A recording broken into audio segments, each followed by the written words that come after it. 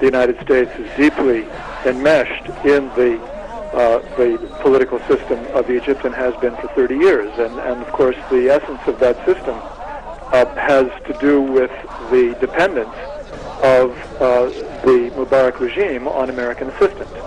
It has been so central, both in terms of economic stabilization of Egypt, political support, diplomatic support, and of course very strong support for the Egyptian military and security services. And of course, I know you've talked about this in the past, that Egypt has been a key to the U.S. policy toward terrorism, quote unquote, of course serving as a place where prisoners could be taken to be waterboarded and forced to give information, which in some cases was used for political purposes by the Bush administration.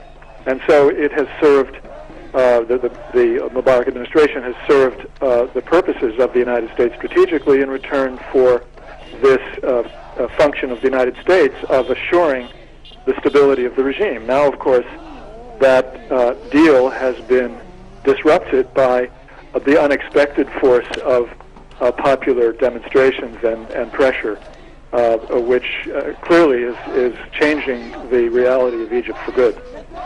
All right, we're going to have to leave it there. That was investigative journalist Gareth Porter speaking to us from Washington.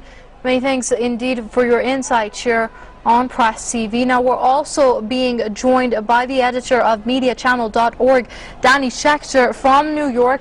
Many thanks for joining us here on Press TV, sir. Now, opposition figures have blasted Barack Obama for asking a dictator to implement democratic changes.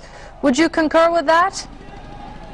Well, you know, this is a situation where it looked like a deal was made earlier in the day. We had American networks claiming that they had sources confirming that Mubarak was about to leave.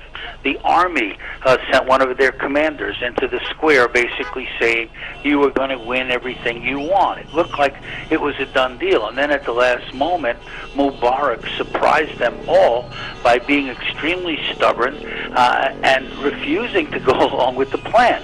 You know, and that showed, I think, the world and certainly people of Egypt how vain and arrogant he could be in this situation, that he heard the protests, he saw the protesters, but didn't really hear or didn't want to hear what they were saying. So the situation right now, there's been a monkey wrench thrown into the plans, and this is really throwing the ball in the court of the Army and the military. Will they take an action? Will they issue a communique number 2, to make some demands or not? And that's where we are right now. It seems as if the president of Egypt is gambling that he can sort of ride this out. Today, apparently, the Saudis told him that if the U.S. cuts off funding, they'll provide funding. So, this is not over yet, and it's going to get deeper. It's going to get far more radical, I believe, because people are very angry in Egypt, and tomorrow's demonstrations are expected to be the largest ever. Well, this underscores the rift between the Army and Mubarak as well. How does that spell out, considering his right-hand man at the moment, Omar Suleiman, is very heavily backed by the Army?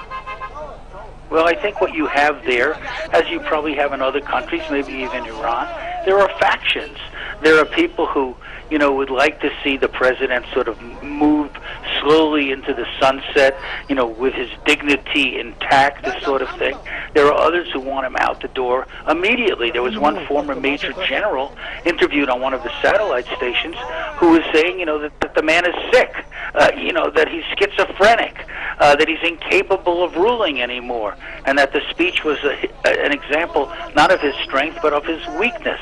So it's hard to assess this, from a distance, certainly here in New York. I can just report on what the media has been reporting. And, tonight, at least one of the major networks seemed extremely puzzled.